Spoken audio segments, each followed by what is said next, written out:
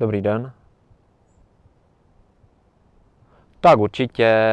My jsme tady přijeli udělat úspěch pro stařickou kinologii a stařická kinologie na ten úspěch už dlouho čeká.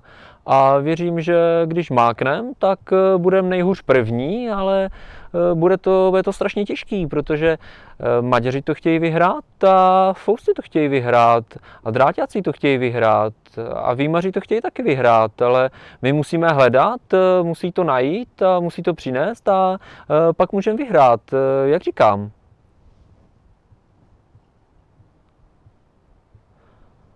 Tak určitě, já tady nejsem jako nějaká kinologická hvězda a já už jsem si svoje na zkouškách odvedl a teď mám mladýho psa, mám rychlýho psa, mám dobrýho psa, ale víš co, ženská v posteli, kůň před překážkou a pes na zkouškách nikdy nevíš, co udělají, takže bude to strašně těžký, jak říkám.